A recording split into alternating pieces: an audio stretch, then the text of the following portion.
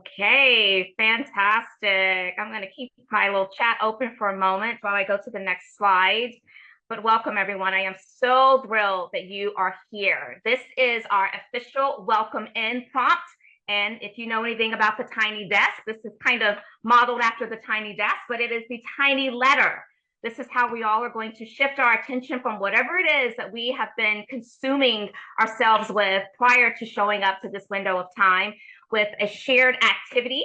And the tiny letter activity is very simple. You're going to write a one sentence tiny letter to your stress, and you're going to share it into the chat. And I always like to model for everyone. And so my example is, dear stress, you are a pitiful figment of my imagination, and I am blocking you. That is my letter, tiny letter to my stress. Now it is your turn. Continue to go to the chat and let us know what your tiny letter is as you are speaking to your stress. That's how we're going to open this evening. And I'm going to open up the chat so I can see what you all are sharing. And I'm going to ask my team to actually place into the chat my example, so that way you can also see it there. Dear stress, you're not allowed. These are rolling in. I'm in control. Beat it. Yes, I love it. With a little bit of attitude. I win. You lose. Stress, get lost. I'm with you, Denny. Yes. You've been wrong every time. Scat, skedaddle. Y'all are on fire. You no longer have power over me. Oh my gosh, I am getting chill much just reading this, y'all. You have no access. No access. I'm ready for whatever you have coming my way. I got this. I see you, Takia. Marissa, dear stress, you do not exist. Yes, yes, yes. You are defeated. Y'all, it's moving so fast. I'm probably not giving the proper credit to the right individuals, but y'all, make sure you're glued to the chat. Dear stress, I am stronger. You are a waste of my time. You do not own me. I love it. This is beautiful to see. Beautiful. Stress, you're under my feet. Y'all keep that energy coming, because that energy is on fire, and I want to make sure we can keep that throughout the entire time this evening. Keep it coming. I will only take what I need to motivate me. Yes, this is so beautiful, y'all. Okay, we'll give it maybe another 15 seconds because y'all are still on fire, and I don't want us to miss this goodness. This gives us another opportunity to make sure we're paying close attention to the waiting room so that all of our amazing Boundless women guests and sisters are able to get in and to engage with us this evening. I love it. How many of you have ever written a tiny letter before? Well, now you know how. There is such thing as a tiny letter. And you can tell that it's so powerful, even though it's tiny. You are not worthy of my time. I'm kicking you to the curb. My God is greater than anything you have to offer. Yes, Doris Lee, I'm with you on that. I am with you on that. My beautiful Boundless sisters. Okay, so I'm gonna go ahead and I'm gonna kick this off. I'm gonna stop sharing my screen at this time, but you have the prompt into the chat, and I want you to make sure that as you are continuing maybe to think on your tiny letter, that you use the chat to share that out with the rest of us, because we want to know what you have to say to your stress, right? And it's given us all great energy to be able to stand up to our own stress. So welcome each and every one of you. Welcome to the Boundless Masterclass. This is a sequel, and it is called Anchor Your Power Through Emotional Authority. And tonight, you are going to receive tools and strategies and answers that will bring you, and I know this for a fact, relief that you've been waiting for, and that you absolutely deserve, that you've been waiting for and that you deserve. And so I want to just take a moment to lean into this shared humanity, right? Because you may be thinking, Dr. White, you're showing up to this because maybe you've already mastered it. Let me tell you, no, my sister. I teach this because I need this too. I teach this because I need this too, right? I am you and you are me. We are in this together, and we're going to journey through this together. So if you attended my first Boundless Masterclass, which was all about reclaiming your power through emotional regulation and embodied leadership, I just want to see who's in the room. Give me a thumbs up. Let me know that you were there on the first one. You don't have to have been there for the first one in order to gain value from what's going to happen this evening. But I just kind of want to see where my people are that were with me last time. Okay, I see you, Jeanette and Tarsha. And okay, All the thumbs up. Fantastic. Well, welcome back to each of you, and welcome to those of you who were not with us last time, but you're here this evening because you have taken stock of what this means for you to invest in yourself. And I'm so super excited that you have this opportunity. I want you to know a couple things as we really lean into this virtual learning community right now. I am going to challenge you and encourage you. And I'm really, really, really going to do this from the pit of my stomach and my heart because I believe this deeply. I want us to, if we have the emotional capacity to have our cameras on this evening, I would love to see smiling faces. While it's never required because I don't know what's going on in your homes or wherever it is you're joining the conversation from, what I do know is that many of you have showed up tonight because you said you're seeking community, you want community, you need community. And the best way for us to get proximate to each other in this virtual learning environment is to see faces. And so I am going to encourage you, if you can, turn those cameras on. Try to block out any distractions during this window of time. I realize that it's after work hours. Maybe you're thinking about dinner and other things, but I am also probably correct in saying that maybe only a small percentage of us, if any of us at all, have already taken time for ourselves today.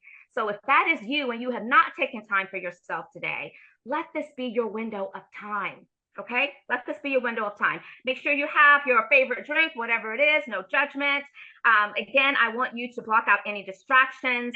And I also want you to know that we are going to be leveraging chat for a lot of the continued engagement and affirmations, reinforcements, right? If something's coming up, I want that chat to be popping all night long, y'all, all night long. And if you could, make sure that you're remaining on mute so that we can make sure that we don't have any background noise disruption. Okay, so let's be real. Let's be real, y'all. Okay, can we talk sister to sister tonight and be real? Because let me tell you, I'm showing up very real tonight. The world wants us rattled. How many of you know that? Give me kind of a thumbs up, give me a high five. The world wants us rattled right now. They want us reactive. They want us second guessing our worth. They want us triggered, right? And even they are identifying ways in which they know they can trigger us. If this is resonating, keep those thumbs going up because I need to know that you're with me. But there's a reframe for all of this. No matter what they're doing, they are also forgetting that calm is our counterattack. It is our counterattack. Tonight, you're going to learn how to anchor your power, protect your peace, because sis, that's all we have right now is our peace, and we need it, and lead with presence no matter what comes our way. There's too much that's going to come our way. So I want to make it clear, no matter what comes our way, right? Here's my empowerment promise to you at the start of tonight. What we're talking about is you stepping into the driver's seat. The driver's seat, you are the driver of your nervous system. You may be thinking, well, what is that, Dr. White? What do you mean my nervous system? Driver's seat of my nervous system. Yes, your internal peace, your emotions, your internal environment. That is where your authority begins. That is where your power and your peace lives. And I want you to make sure that you become one with it tonight, because it is going to be the way we're going to get through this, sisters, all of us together, right? So let me just set the tone around the sense of urgency that I have for why I have gathered us this evening. I've already told you there's a lot coming at us. These are urgent and unprecedented times. Just this year, in the past 3 months, 319,000 Black women have lost their jobs. 319,000 Black women have lost their jobs. This is not just a statistic, friends. It is a wake-up call. It's a wake-up call that we all need to wake up to. The unemployment rate for Black women has surged to 6.3%. And while you may be thinking, okay, that is double that of white women. I want y'all to hear me good on this. Black women's labor force participation has dropped nearly 3 percentage points in just over a year, costing our economy $36 billion with a B this year alone. And listen, I could go on and on and on and on about all the stats, all the doom and gloom, but I just want to make sure that I have your attention. Do I have your attention? Okay, well, if I have your attention now, then let me introduce myself to you. Welcome, my sisters. I am Dr. Nika Wright, and I am the founder of Boundless, as well as the founder of Nika Wright Consulting, who is the entity that's bringing you this masterclass this evening. I want to shout out my team who's worked tirelessly behind the scenes to help us get to this evening.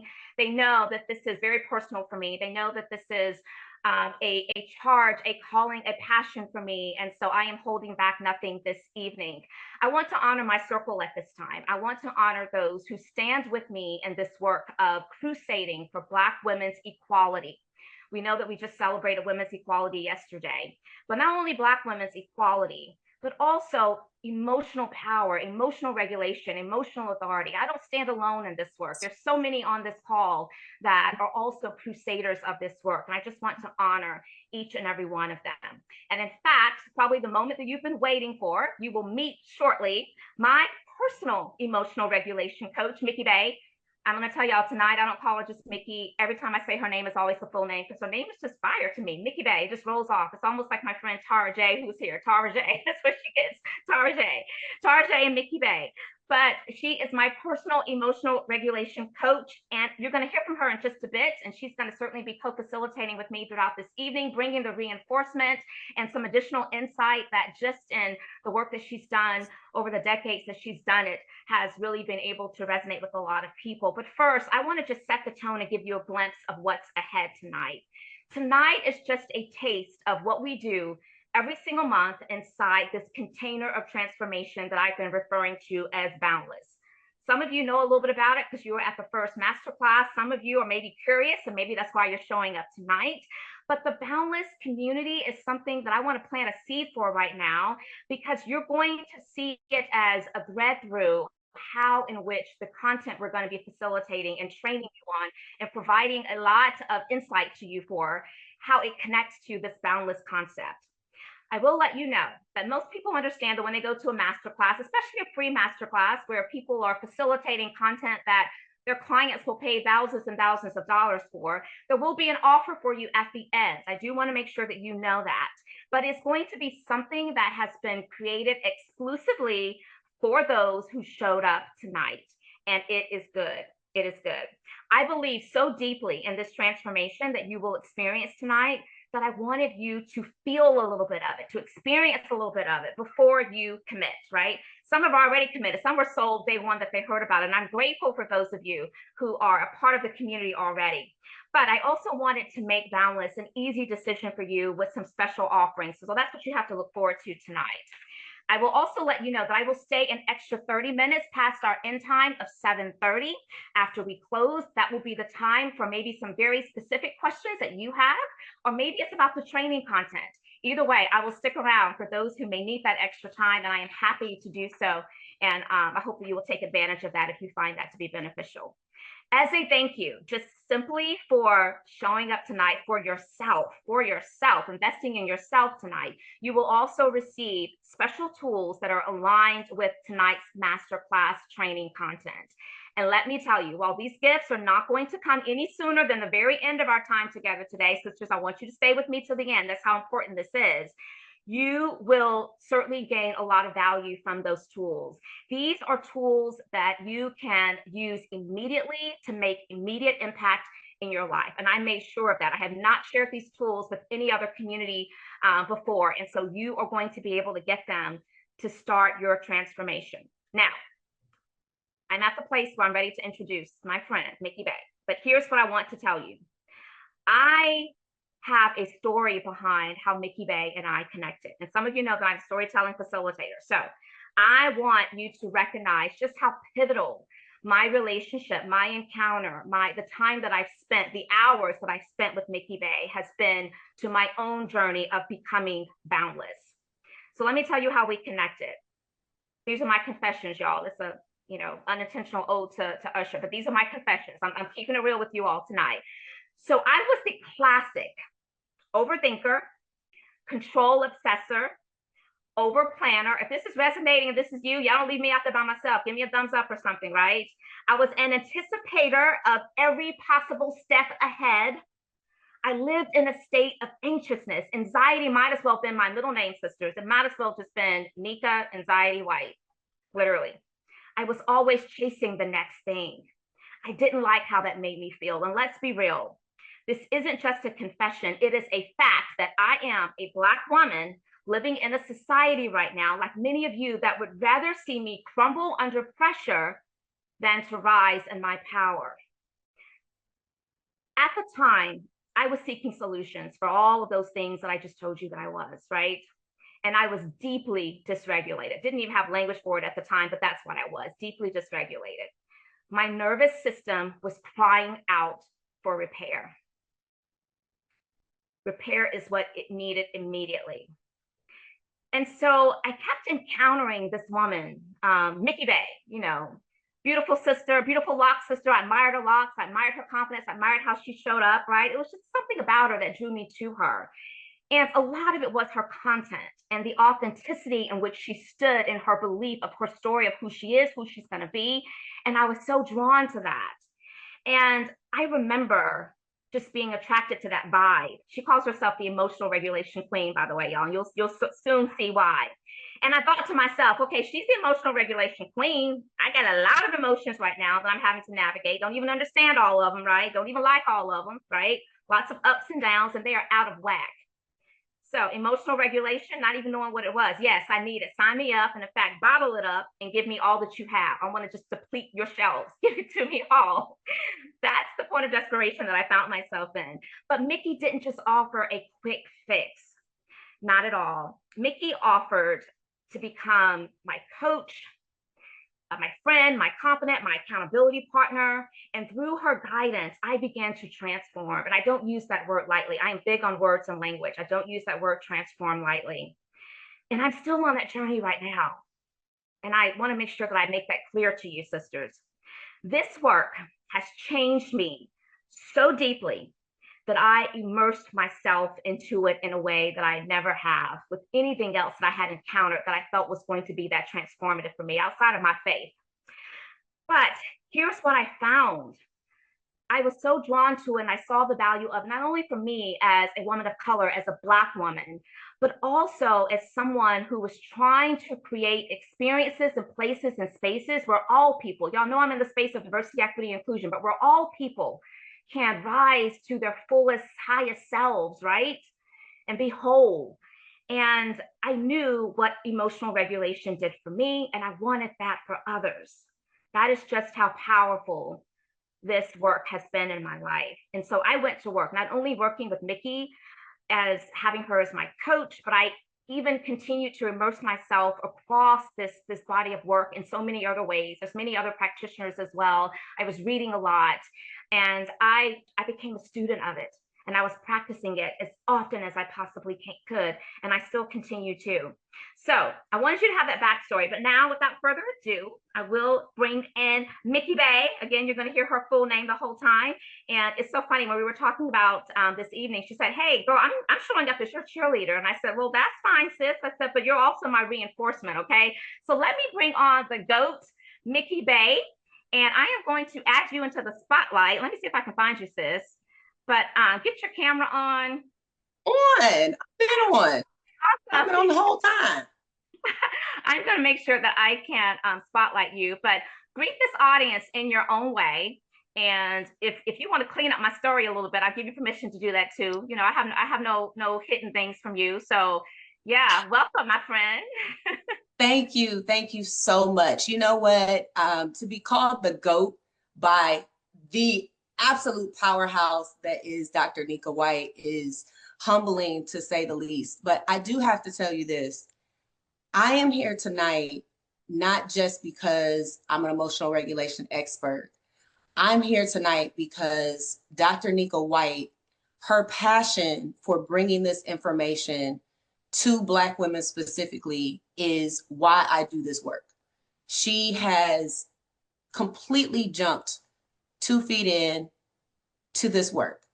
And if I'm called the emotional regulation queen, I want you to imagine this scene. I grew up watching pageants, and I love the pageant girls.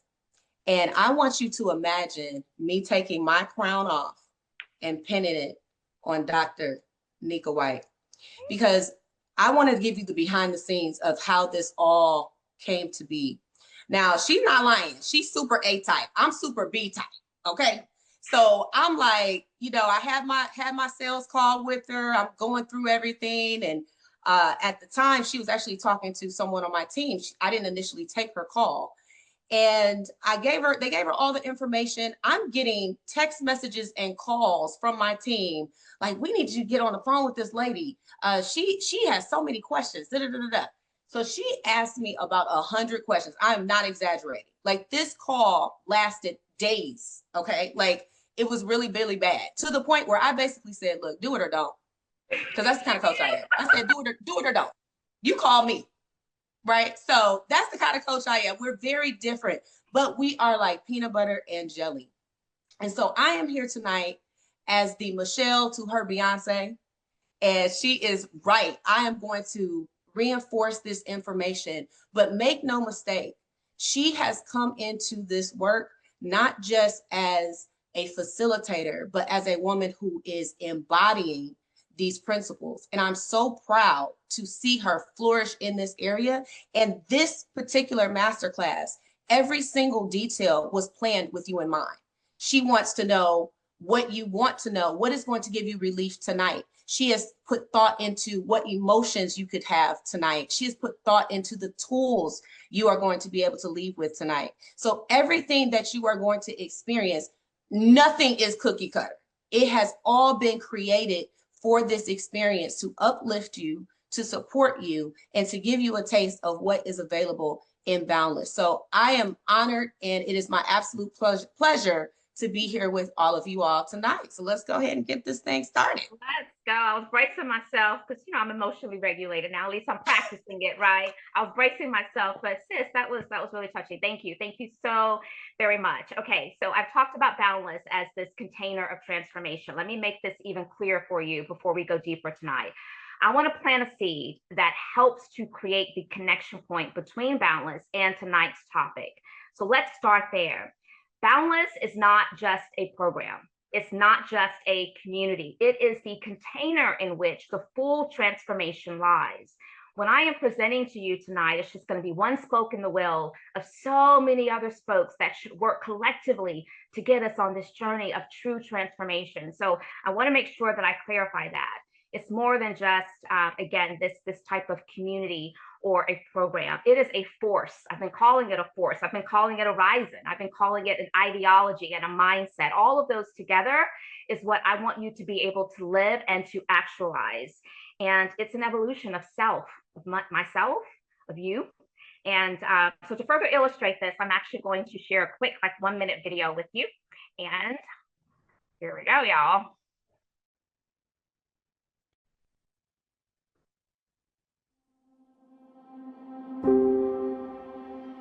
To be boundless is to live, lead, and thrive beyond imposed limitations.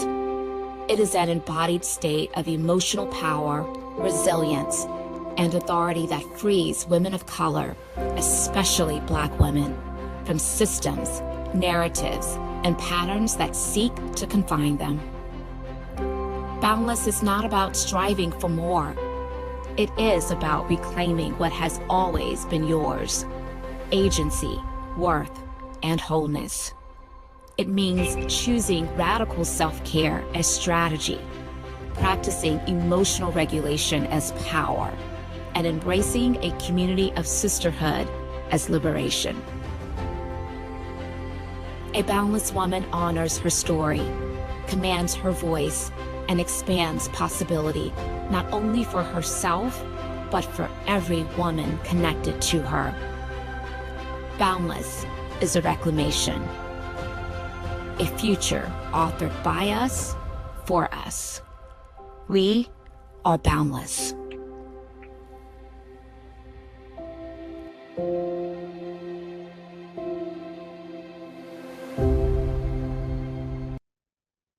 If you believe that, y'all, I want you to place into the chat, I am boundless, I am boundless. I'm gonna actually also have my team to share into the chat a graphic that makes this very declaration, I am boundless. And I want you to use it in a way that will remind you of this evening. You may even, and I encourage you to share it on social media to let them know that you were part of the Boundless Sisterhood, at least on this night. And so I really appreciate you for that. So here's what I want to make sure that we are aligned around. I want each of us to embody this spirit of boundless, as you heard about it, as it was expressed in that video. And I want us to put our nervous system, our emotions, our internal environment on notice right now by declaring, I am boundless. And in fact, I'm going to do this, and I'm going to invite you all to do it as well. I want you to change your profile name, rename yourself. For those of you who may not know how to do it, go to rename, those three little dots at the top right-hand corner. I want you to rename yourself to Boundless and then your first name. That's how we're going to refer to each other this evening. So I am changing mine as well. Boundless Nika. Let's see. There we go. Boundless Nika. Okay. And as you do this, I want you to really get into this mantra of what boundless means and what that is going to do for each of us. Now, let's talk about trust versus control, because this is the foundation upon which we need to start to build on the learning that's going to take place in tonight's masterclass. So stay with me, y'all. Reality is not yours. It's not mine. It's not ours to control. That is the truth, hands down. Reality is not ours to control. The world outside of us, people, events, nature, all of those things, it moves on its own. And worrying, overplanning, anxiety, trying to will it into doing something that we want, manipulating, whatever it is, that is not going to change reality. And I need for us to understand this. It only drains our energy and it unsettles our peace. And quite honestly, it disrupts our internal environment, our nervous system. And that is where we find ourselves being challenged because of lack of clarity, lack of focus, right? Because we let our emotions overtake us. But I want us to change that and to allow our emotions to be regulated in a way where they have to submit to us. And that means we need to feel what we're feeling, but don't suppress it. Now, when we think about true growth and true relief, because I've been saying that tonight you're going to get the relief that you've been seeking, that you've been waiting on, it comes when we accept that reality is independent from us. Right? So I can't say this enough. This is where this work starts. Your power lies not in controlling reality, because you can't, but in how you respond to reality. If y'all are with me, I need some thumbs up, because it's so important for me this evening as we're building to know that you're tracking with me. So, Mikki, I want to bring you into this conversation, Mikki Bey. And here's what's so interesting to me. And you and I have talked about this before, but where in the world did we learn that we could control reality? Where does this come from? Why do we perceive that reality is ours to control? Well, first of all, I think it's a few things. It's just human nature. Number one, we come in with it. It's kind of the fun of being a human. I know we don't think of it as fun, but that's what we actually came here to overcome. So it's natural. And then also the programming of societal programming, whatever your family taught you, all of these things are conditioned on the inside of us. And the problem is, as you mentioned, we don't control anything outside of our internal environment. So when we are trying to change the external environment instead of changing the internal environment, we are always running a losing game. So what we want to do is flip that around. We want to work on the internal, go in before you go out. Go in before you go out. I love that. And that's something that you say often. I've even adopted that language. Go in before you go out. Go in before you go out. So make sure that y'all taking note of that. So let's do a quick check-in right now. If you are a control obsessor, give me a thumbs up. Let me know. Don't leave me hanging. I need to know that I am not by myself. If you are a control obsessor, I want you to let me know. I can't be the only one in this virtual room tonight. Okay, y'all are making me feel so seen right now, and I appreciate that, right? I do. So here's the truth, y'all. Here's the truth, sisters. I need y'all to know this. I need y'all to know this. When we waste our energy and our time on trying to bend life into our comfort zone, when we could be using that energy to strengthen ourselves instead, we are losing. We are losing. And I heard someone say once before, and I truly believe this, that the best way to lose our power is to believe we have none. I don't want that for us. We do have power. So think about it. How often do things actually unfold exactly as we plan them to? Sometimes it may, sometimes absolutely not, right? We are met with a lot of unexpectedness, right? And when they don't, do we notice how much turmoil happens inside of us, right? How much turmoil it creates, how it disturbs our peace in such an intense way? So if you have experienced that, I want you to ask yourself, what is that doing to your inner man? What is that doing to your inner woman? What is it doing, right? To your inner environment, to your emotions. Mikki, I want you to jump in here. What's coming up for you when you hear that? You know what? That we drive ourselves crazy for for literally anything. We drive ourselves crazy for it's raining outside. I don't like the rain. It's too hot. It's too cold. Everything is an issue. And if we are taking on everything in the external environment and making it a level 10 catastrophe, that is why we're burnt out. So, your emotions, when you think about something that is on the outside of you, and we already know we don't control anything on the outside of us, then you should also have a measured response to that. So your response needs to be equal to what is actually happening and what is most likely, especially when we're talking about microaggressions and things that are happening in the workplace. These things build up, right? We're taking a lot, we're taking on a lot, and we're not moving that energy, moving the emotion out of our bodies. So we really have to understand that really emotions are just sensations that come with energy. And so if you have a large energy or sensation in your body, it needs to be moved out. And we're going to be talking about a few ways that you can move that energy tonight. Yeah, because it has to go somewhere, right? Sometimes we perceive, well, let me just suppress it. Let me just not think about it. Let me just avoid it and it'll eventually go away. It may go away for a little bit. You may be fortunate enough to be able to have relief from it for a short period of time, but it is temporary. It's going to show back up. So instead of suppressing, that energy needs to move somewhere. Why don't you get yourself regulated to be in control of where it moves to? And hopefully you're receiving it so that it moves through you and out of you and you can be done with it, not have to revisit that ever again. I want to move to fear. You were going to say something though, Mikki. Go ahead before I talk about fear. I was going to say, well, grown people usually self-soothe, but they're self-soothing in an unhealthy way, right? Oh, yeah. So for me, that was overeating or overspending.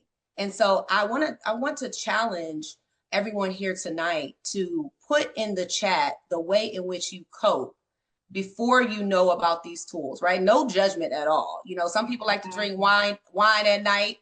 I was eating Popeye's chicken. So literally no judgment. But I want you to think about when you are in a high stress environment and you are day in and day out going to work and your stomach is in knots or you have family issues going on. What is your go-to? What are you doing in order to deal with that? Because most of us have unhealthy coping mechanisms and we don't even realize why we're eating the food, why we're over shopping. Come on, y'all, Amazon shoppers, right? Why we are always on a trip. Yep, book a trip. Oh, that's my favorite one. Because y'all think, oh, yeah, I see Marcus. That's one of my coaches, actually. Listen, always on a trip. Here's the thing. When you come back from a trip and you've had this dopamine hit for 7 days, and then you come back into a high stress environment, your body crashes.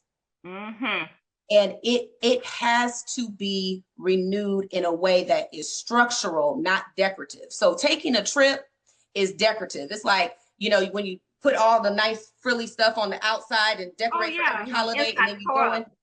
Right. And then you go inside the house and you won't even vacuum, do your dishes, and none of that. That's what that is.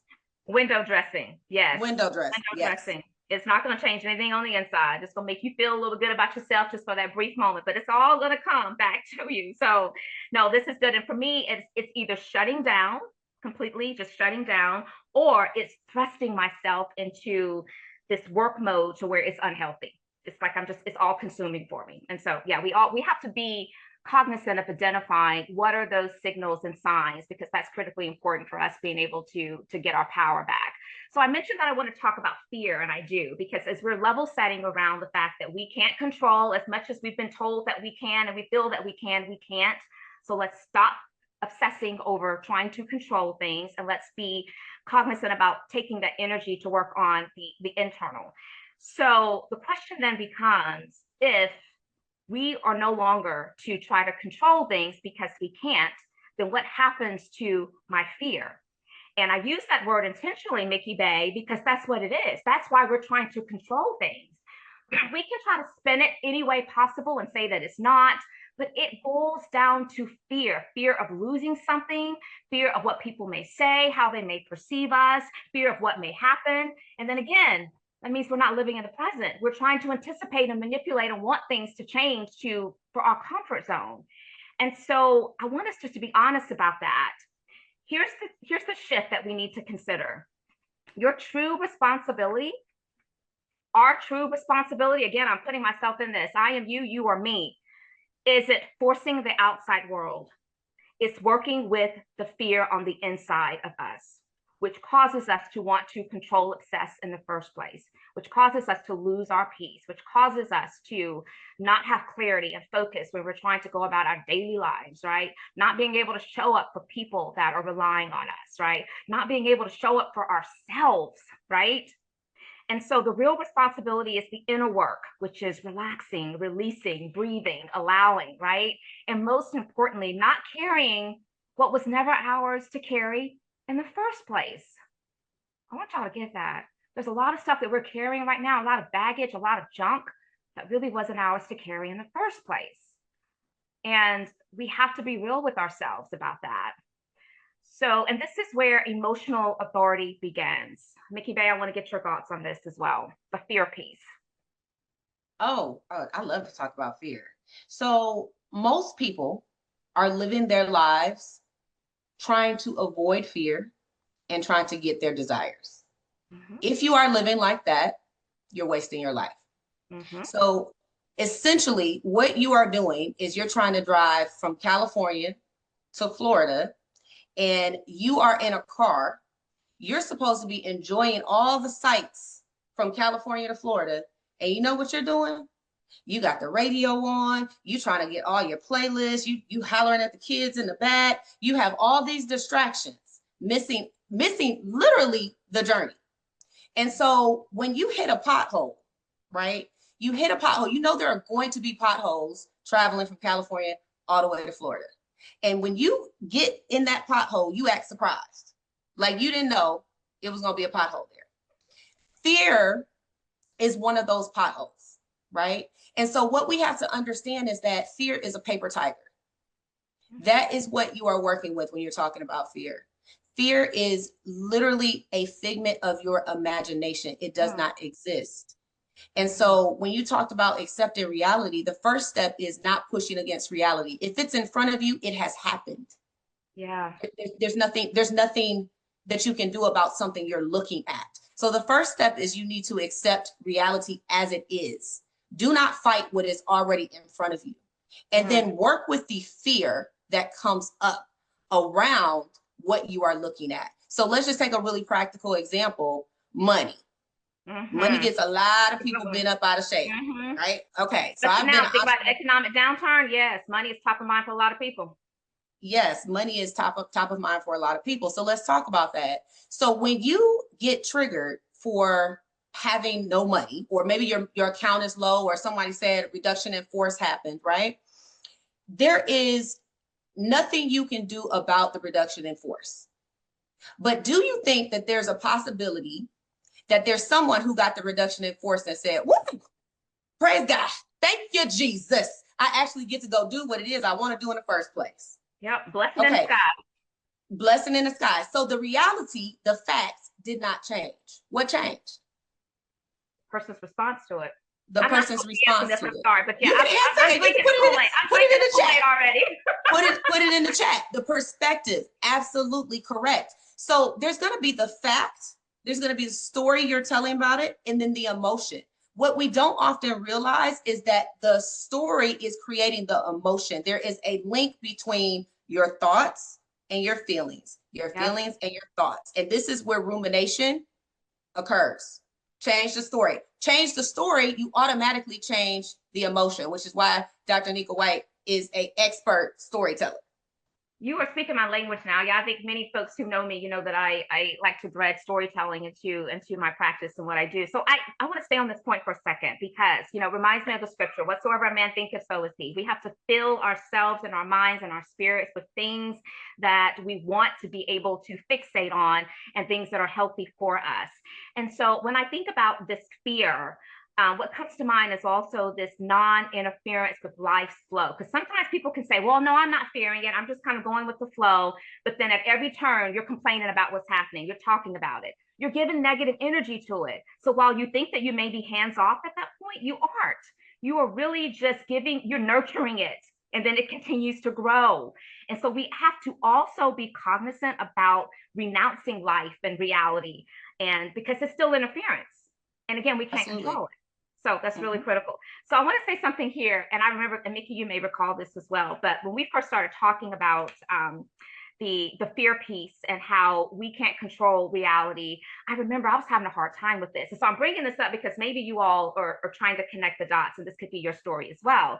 But I was offended when Mikki Bey was saying things like, you know, no, you can't control things. Why you keep trying to control this? Don't control it. Just let it go. What's going to happen is going to happen. Stop trying to control it. And she would always call me out on it, right? But the reason that I was offended is because I was kind of in my feelings, and I thought, well, yes, I can do this, and then that could maybe influence and change this and that outcome. And there I was trying to control even the conversation about whether or not I was controlling something. Y'all, here's the thing. She said, girl, that is very egotistical for you to believe that what happens is going to happen based upon something that you do. What's going to happen is going to happen with or without you, without me, without anyone else. And y'all, I had to sit with that. And it was so eye-opening. And it was such a revelation that I just wanted to bring that to this conversation in case you're listening and you're hearing this and you're going, well, wait a minute, I do have influence, which this brings me to the next teaching point. And this is about the practice of releasing. So I want to move into giving us something that's very practical to try to model what we're talking about here, because I think that we need to move it from theory. Theory is not enough. We need to be able to feel it and to experience it. So releasing is not inaction. And that's where I was getting tripped up. I kept believing that, no, I can do something. I can influence some things. Releasing is not inaction. But what releasing is responding, as Mikki Bey said, when life presents itself to us, when it's right there in front of us. That's then our cue, our opportunity to respond to what's already been delivered to us. And there is a keen difference there that I don't want you all to miss. Every moment is just what happens next. That's really what we should be thinking, what happens next. And our role is just to meet it fully without trying to reshape it, because we can't reshape it. We can't control it. We can't control how we respond to it, how we react, right? How we're regulating our emotions so that it doesn't get the best of us. And we're in control, right, of ourselves. But that's it. And that's when growth comes. That is when we can stop control obsessing, right? For those of us who have that as a problem, I am Boundless Nika, and I'm a control obsessor. And we really start in focusing on our inner response. That is the only part that is yours to carry. That is the only part that is mine to carry. And let me just interject this, and this really should start at the top of the hour. For those of us who are women of faith and we are Christians, we know all things working for the good for those who love the Lord and are called according to his purpose. So it doesn't even matter what's happening in the things that we can't control, because if God is allowing it, he's allowing it for a reason. He does all things well, right? And God is not a God of fear. He's a God of sound mind and spirit. So I'm not going to preach, but I am going to let y'all know that there's something deeper about this message that I think should connect us to feeling discontent when we're always out of control and dysregulated. So I need y'all to make sure if that is resonating. Some of you are already responding, and I appreciate that. Yes, I need to know we got church. We got church in the chat. Church in the chat. Can I interject really quickly, Dr. White? Yes, please. So the reason we are triggered by not being in control of reality, especially this room, because this is a very high achieving room. Everybody got advanced degrees and all of the promotions and the letters behind your name and all of that stuff. We smart folks, right? And you have built your life on having the success ladder. And if I do this, then this should happen. And this is exactly why it is triggering for somebody to tell you, you're not running this. You can't even Listen, you don't even control the thing that is keeping you alive right now. You do not count every breath. You don't make your heart beat. You don't have anything to do with the circulation of your blood or even the oxygen that is available for you to breathe. You don't do none of this. You did not grow your eyeballs. So why do we, let me not say you, we, because I'm definitely in there too. Why do we then think, and this is why I said, this is where ego comes in, right? And this is a human condition. Yeah. So this wasn't me picking on Boundless Nika. This is me saying this is the human condition because we want the credit. I was a credit. Okay, I want the accolade. I want the award. But then what happens is you get it. What happens? People don't talk about this enough. What happens when you get everything you want? Then you're still not satisfied. You go chase the next thing. You go chase the next thing. You go chase the next. That's no, then you're miserable though. Oh yeah, then we're miserable. Yeah, you spent your whole life. The next thing though, because we are miserable, we still aren't fulfilled in that moment. So yes, vanity metrics, love that. So when you are chasing, you're on a hamster wheel of success. And look, I know this is a call tonight with mostly like corporate women, and we talk about work and D&I and all that, but throw relationships in that too.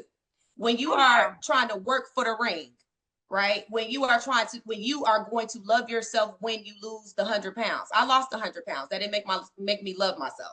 I had to find the love in myself. Yeah, so, she's not lying, really. If you look her up, you'll see the history. So this is all facts, y'all. Seriously.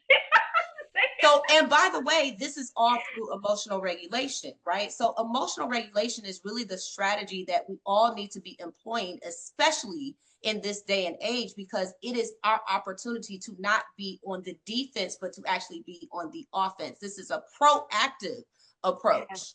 Yes. But it's counterintuitive because it's proactive from the inside. Yes. So we are doers, right? We have the expertise, and we're on all the boards, and we do all the things, and it feels really good to be recognized. And listen, no one's saying don't be smart, don't be great at your job, but don't do it at the expense of what actually matters, which is your internal environment. Yeah, and you cannot clean your house from outside. You cannot. And we talk about it as inspired action. And so there's a difference. So when I said that release is not inaction, you still need to act. We still need to show up for work. We need to do what we need to do, right? But it's inspired action and not action from a place of fear or trying to control something that we know we can't control. And that is a really important distinction I want to make sure that we get this evening. But there's an ingredient that's needed. Trust. Trust. You have to trust. So trust life is a mantra that you can adopt. Trust life. I did not ask Dr. Nika to do this. She asked me. Most of the time I speak, I do not ask to be the speaker. Someone finds me, right? I spoke at a women's conference 2 weeks ago. I did it for free because I wanted to. I was not expecting anything. And lo and behold, I get a text from the organizer. She says, do you have Zelle? I said, yes, I have Zelle. I like to get that kind of text early in the morning. Next thing I know, she sends me, I'm gonna call it a tip, $1,500 tip. Hello? Yes, anybody want a $1,500 tip? Put a 1 in the chat if you want a $1,500 tip that you didn't know was coming. Okay, yes. So this is what happens when you trust life. And so in order to trust life, you have to be willing to ride the wave, become a surfer. You do not make the wave come. You have to be ready when the wave comes. And if it ain't no waves, guess what you're doing? Chilling in the ocean. That's it. Chilling in the ocean. Chilling in the ocean. So good. Trust is at the heart of this. Trust versus control. Trust versus control. And when we think about trust versus control, what happens is if we can really get this, y'all, that's when freedom comes. Freedom comes through release, which means not inaction, but it means that we are leaning into inspired inaction, not out of fear, but an action that we are feeling connected to because it's just what we do, it's just what we know, but not because we are reliant on it to produce some type of result because we can't control the outcome. And so, as Mikki has said, what I've learned over time too is that if we just be patient and lean into our internal, things come our way. We don't have to like fight and prod and to manipulate and do all the things to try to create something or manifest something, right? That is going to come. What is for us really truly is for us. And so this scarcity kind of mindset, we're going to need to really rid ourselves of even thinking along those lines because it does not serve us well at all. The true secret is true freedom, letting life be. You know how the young people say, life be lifing? Yes, life be lifing. We just got to let it life. Let it life. Yeah. But while it's lifing, let's do what we can to self-soothe to make sure that we aren't creating greater pressure unnecessarily on ourselves to carry different loads and emotions because we're suppressing them only for them to resurface in a greater magnitude or intensity and then get us all off our game. We need each of us healthy, and that means healthy on the inside as well as healthy on the outside, because if we're not healthy on the inside, we know that physically our bodies will be compromised, and Black women are definitely at the top of that list. I'm appreciating all of the affirmations into the chat because you let me know that you are tracking with me. And so I want to move now to really bringing this home in terms of truth about control. So I'm going to screen share again at this point in time because I want you to get this, y'all. Okay. Let me go back for a second. I want you to get this, y'all. Okay, so Mikki Bey, you and I talk about this often. I want you to see this visual. There's no sound to it, but I want you just to have this visual because this is really powerful for me. My mind was blown when I actually was able to fully lean into what's happening in this slide. This is nothing more than just a still pond of water, right? And the reason that I love this analogy is because it helps us to realize that when we try to push against life, thinking that we can control outcomes, we are poking. And if we're dipping our fingers in places where we shouldn't be dipping anything, right? And the moment that we dip, what happens is this ripple effect goes on and on and on and on. Now all these exterior layers are now brought into the equation, and it is out of control even more so.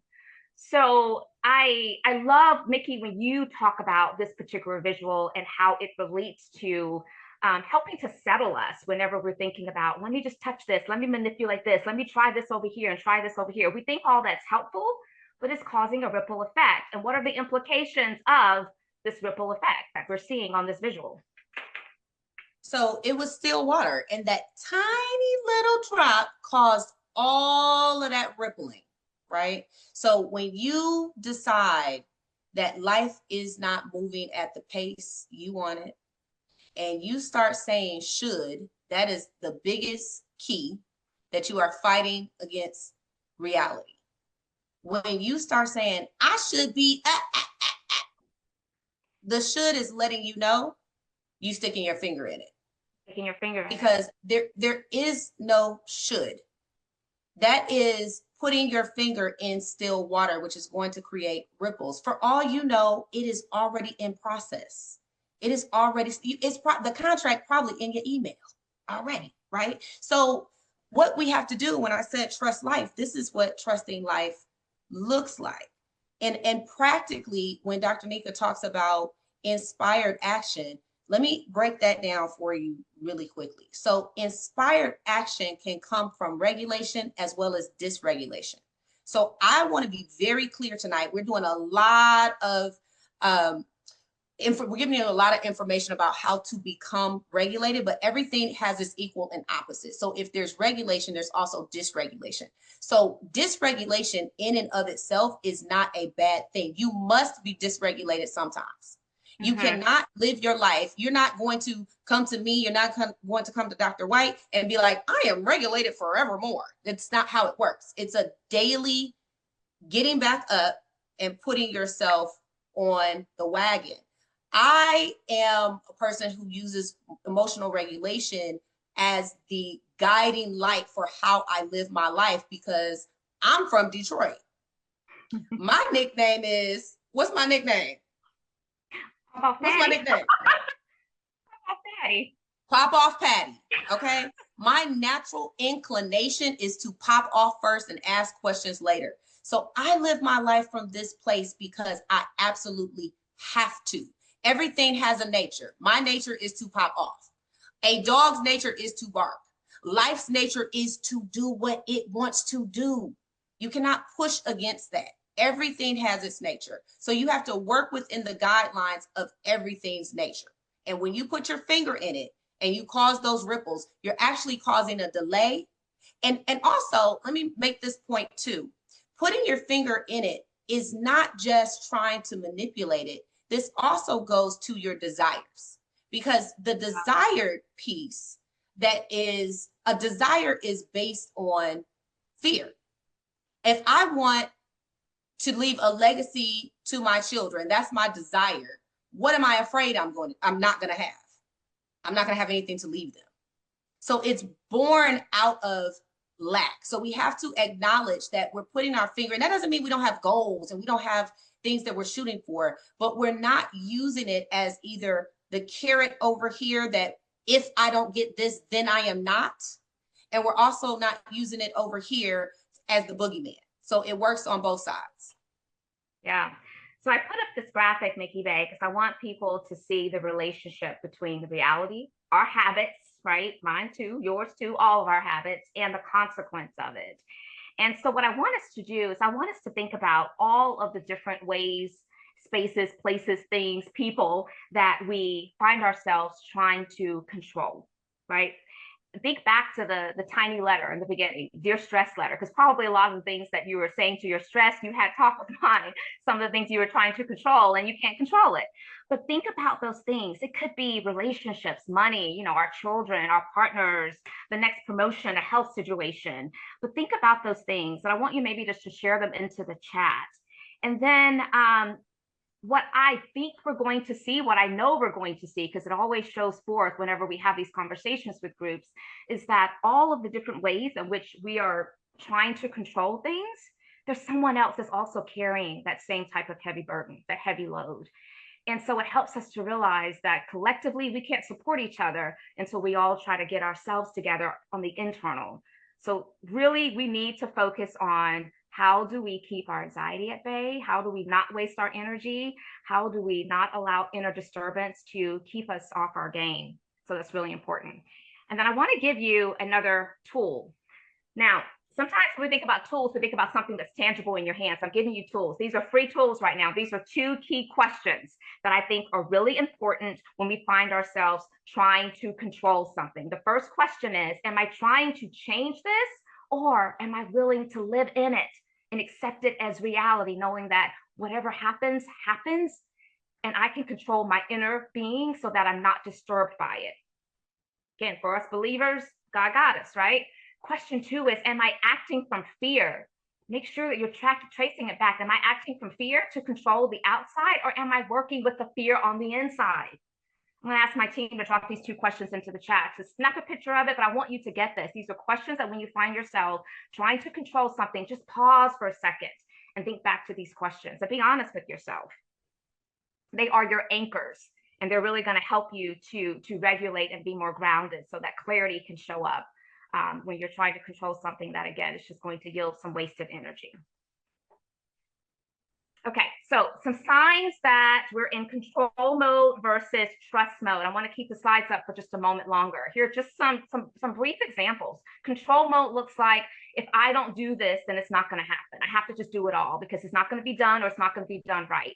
Or we're planning and we're rehearsing conversations. Well, if they say this, then I'll say this. Well, if they say it this way, then I'll say it this way. Y'all, that's exhausting. All that tension and the urgency and the manipulation, that is for us to be in control mode. But trust mode is whatever life brings me is what's next, right? I am facing the internal discomfort directly. I am being relaxed.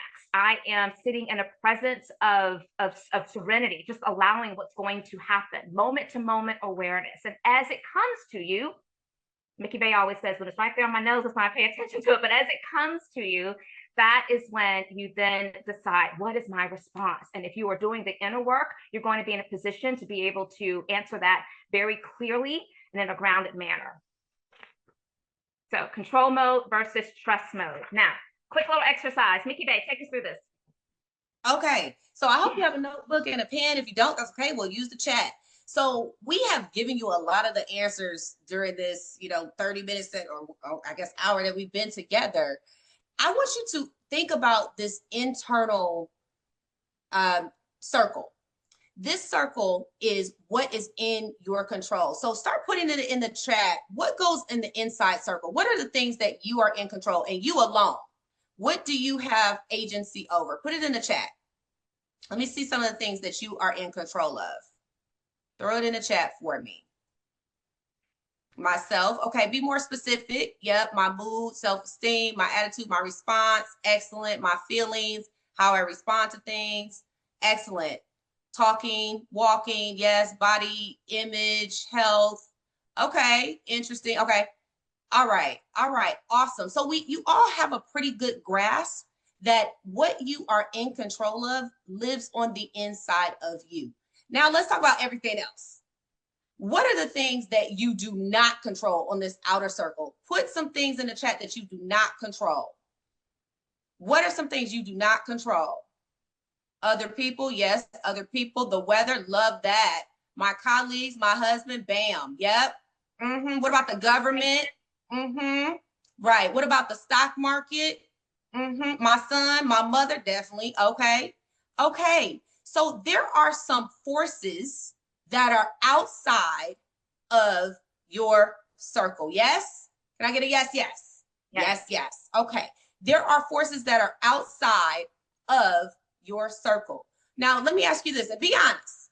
Put a 1 in the chat if during the day you are thinking more about that outside circle, the government, the stock market, your paycheck, your promotions. Put a 1 in the chat if you are thinking more about the outside circle than the inside circle.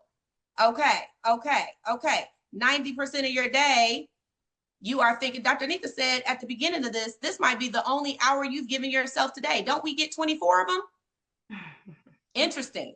Okay. Now, I'm not even going to ask about who's spending their day in number 2, because I don't want nobody to be embarrassed that we don't see no 2s. It's okay. You hadn't gone through the Boundless training yet.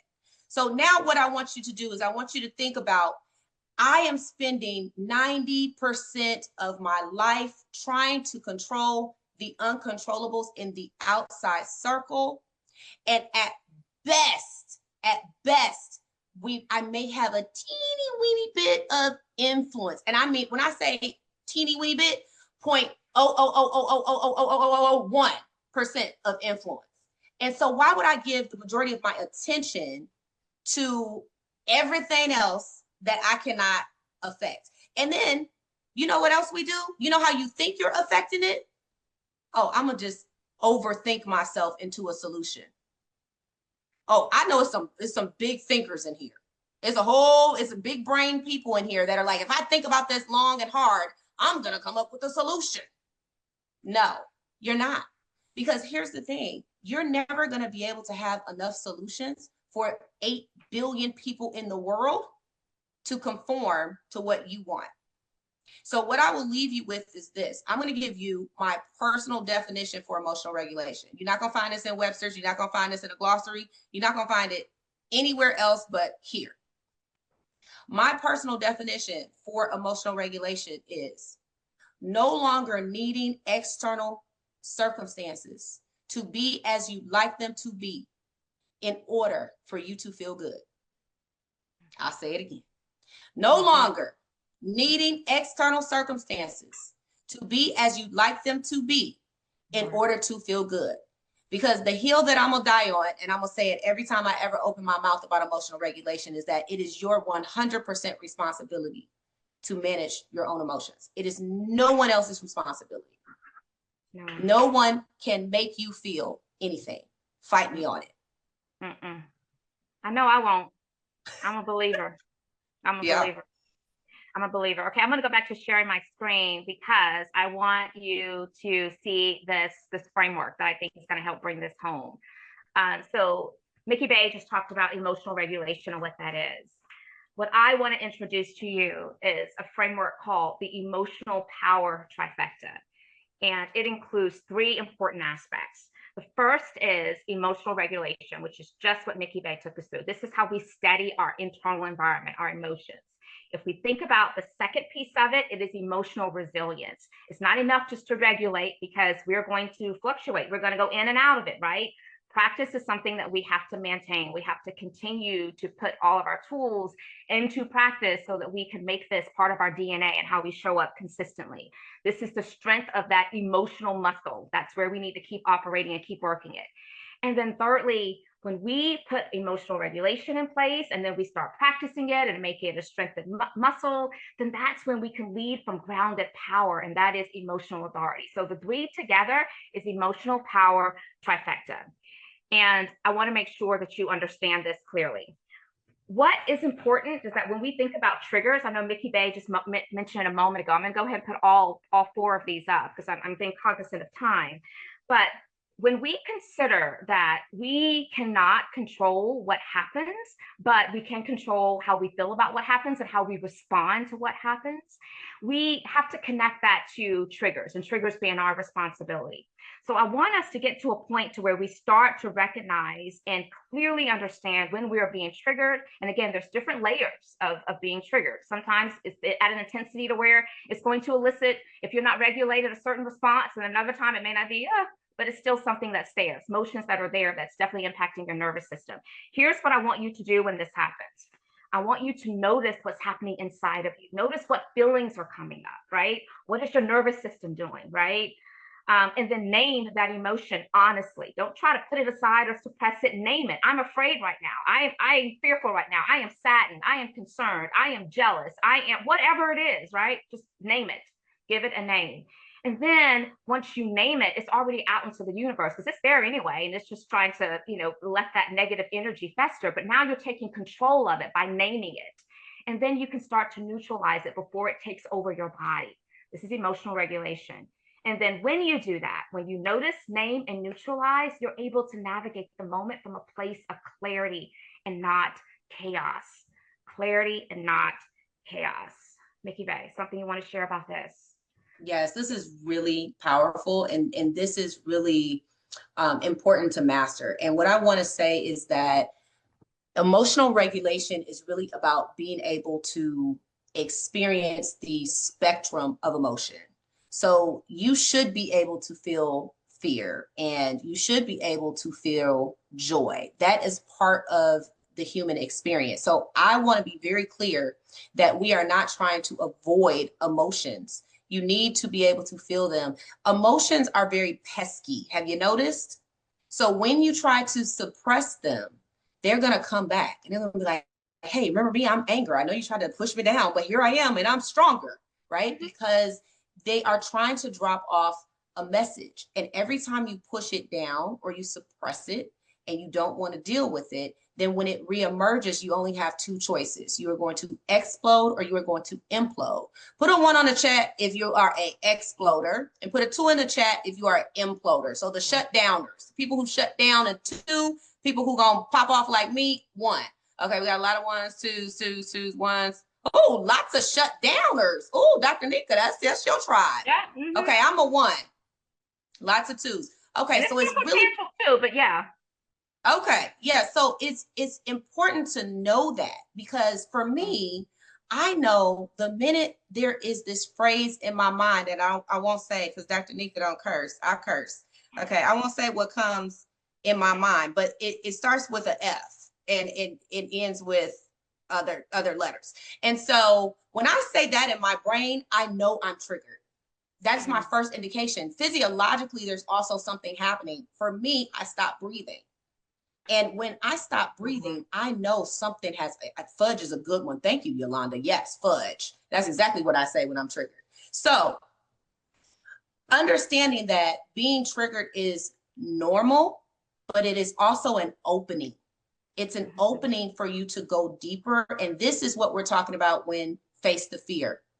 You want to be able to ask your emotions the question so you can get out of dysregulation. You cannot use your dysregulated mind to make clear, calm decisions. That's so good. I want to share a quick story here.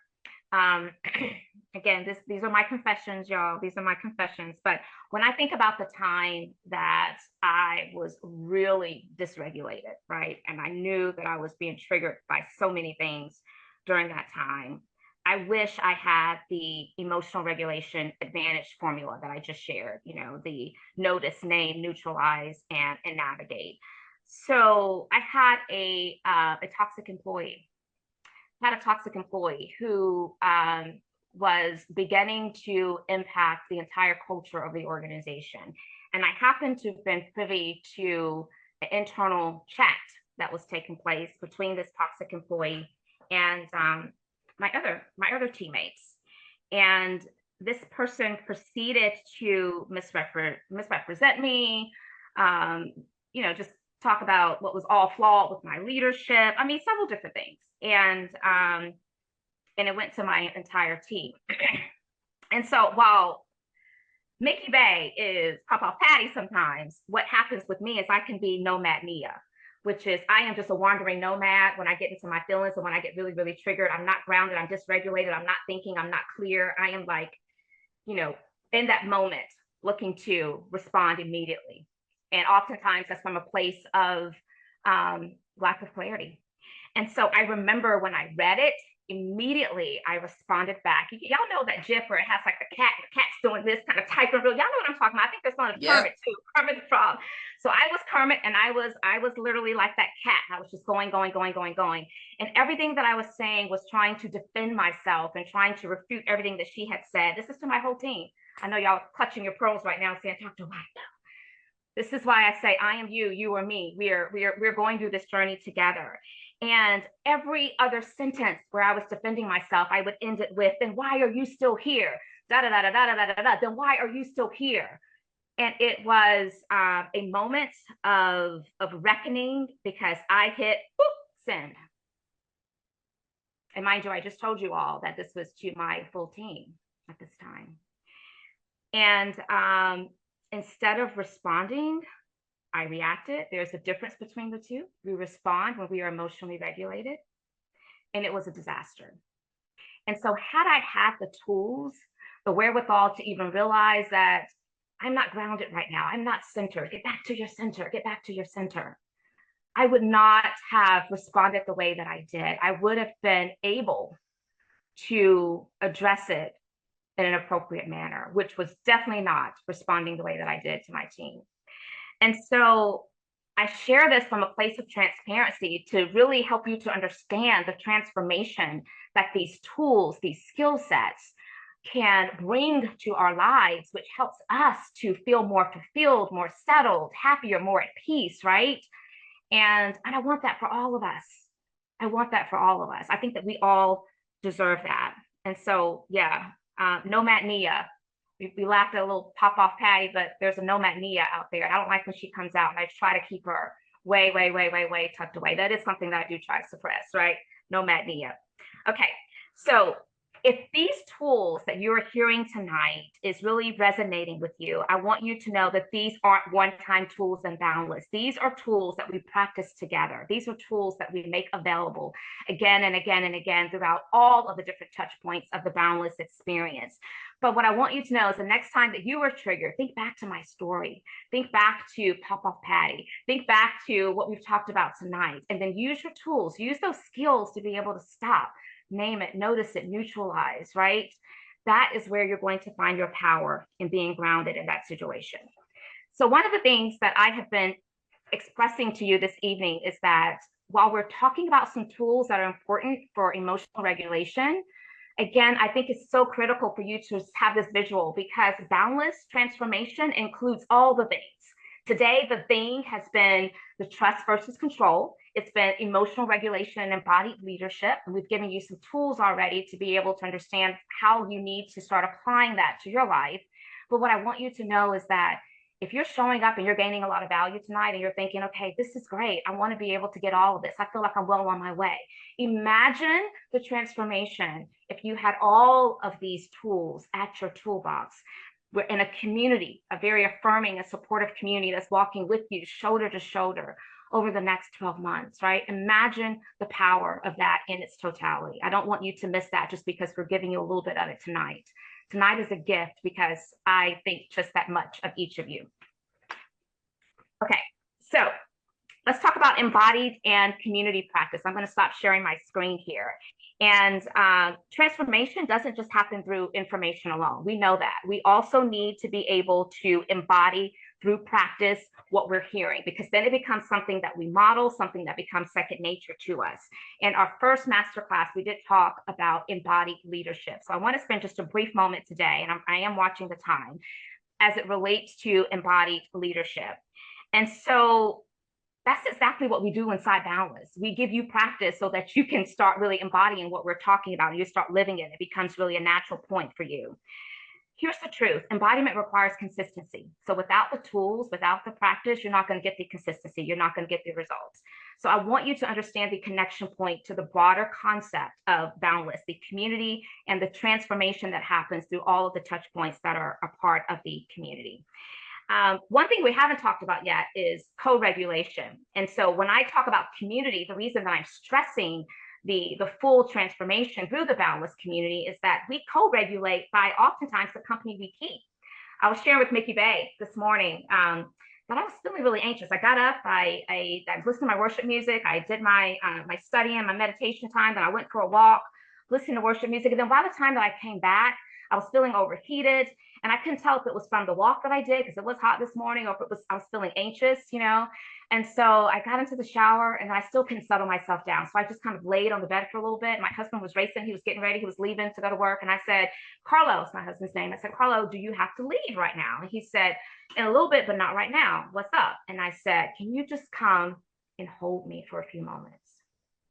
He wrapped up what he was doing. He came where I was. He laid next to me. I laid on his chest. He didn't say a word. And for the next 10 to 15 minutes, we just sat in silence. By the time that 10 or 15 minutes was over, I was calm. My heart was not racing anymore. I was at a high. I was ready to go. We were able to co-regulate to kind of help set the tone for what I needed in that moment. But there are times for me, he needs to be co-regulated so that he can feel from my energy, right? And so I share that to say, imagine if all of us are getting this and we're showing up. And yes, some of us are going to have good days. Some of us are going to have bad days, and we're going to be practicing. Maybe we'll miss the mark. But when we come together, there's going to be enough power for us to be able to stand in for our sister when she needs some co-regulation. And I want that for us. We deserve that. We need that, especially at a time like this. So I wanted to make sure that I shared that with you. Okay, we're getting towards the end. Mikki Bey, do you want to jump in here? Thoughts, reflections? Yeah, I hope Boundless comes with a carload from me. I like that story. That was great. Yeah, I think you have really hit home on all of the points. The only thing I would add is that emotional regulation is a skill.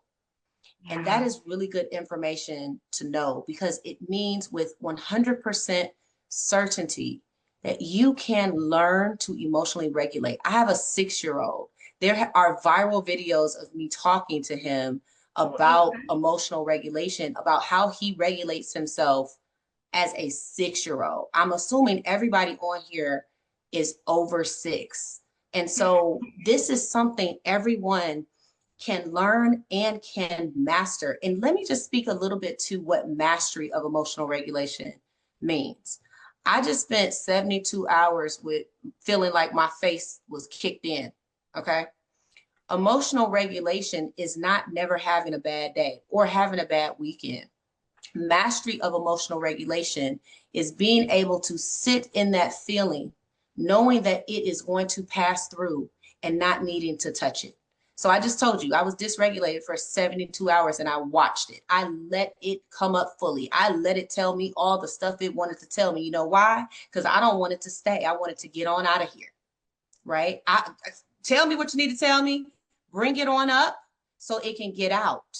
But when we stop ourselves from feeling, and I have to bring out anger really quickly, because we get the trope of angry Black woman. So the number one suppression, the number one emotion that we are suppressing mostly is anger. Mm-hmm. Anger is a secondary emotion. The first emotion is you are hurt. Mm-hmm. You're hurt first. So we need to understand that. And when we don't allow ourselves to realize we are hurt anger will appear. Now, what if you just let yourself be hurt? What if you just let yourself say, I'm hurt and I'm gonna let it hurt. It's okay that it hurts. A really quick 2-second story. I was stressing myself out. Oh, the dysregulation was by the man, by the way. That's my problem. Okay, so I was dysregulated about this man and worked myself into a tizzy. And I was like, just go on and get it out because I want to get this over with. But the thing about this dysregulation is that because I was dysregulated and I did not stop it, I came out of that dysregulation and had my whole book come to me. It literally came through me. And I've been trying to write an emotional regulation book for as long as I've been teaching emotional regulation, and it has never come. And I've been waiting for the inspiration to hit me. So I want you to understand there is also gift in the darkness. When you rush yourself out of it, you're missing the gifts that are there too. Everything is for you. Absolutely everything is for you. So take the journey. Do not be afraid of your emotions. Do not be afraid of yourself. There are tools to help you. You have Dr. Nika here, who has created such a sacred container in Boundless. So I really, really implore you, if this has spoken to you tonight, I really implore you to follow that intuition and get into a community that can support you. It has made the difference in my life. I've invested over $100,000 of my own money in coaching for myself. And it is the #1 accelerator for anyone. Personal development. You talk to anybody who's anything, they will tell you that investing in personal development is the largest accelerator by far. So I just want to leave you with that. And Dr. Nika, I mean, brilliant job, just absolutely genius. Yeah, we are quickly coming up on our time. I'm going to ask a favor. I'm going to ask for those who can. So please hang with us just for a few more moments. Mikki Bey and I have this thing about whenever we get together, it is, even though we try our best to kind of contain ourselves because the passion is just so there, and you can tell it really does fill up a lot of space and time. And so if you're willing to give me a few more moments, I promise I will make it worth your while. But if you do have to step away, I totally appreciate that. And I am grateful for you being here tonight. I want to tell you what dysregulation looks like, because we're saying you need to know when you're dysregulated. One sign is like you're always running late. You find yourself snapping, you're irritable. So, you're snapping at small things, right? Trouble making decisions, maybe avoidance. There's a whole litany of things. The reason that I bring this up now is because the gift and the tool that you're going to be provided with this evening is an emotional regulation self-assessment to help you to be able to determine and understand how regulated or dysregulated you may be in different areas of your life, which, certainly can include emotional regulation habit builder. And so that is going to be a part of what you're going to receive this evening. So my team is actually going to be collecting that and preparing to place that into the chat. But we're nearing the end of our time.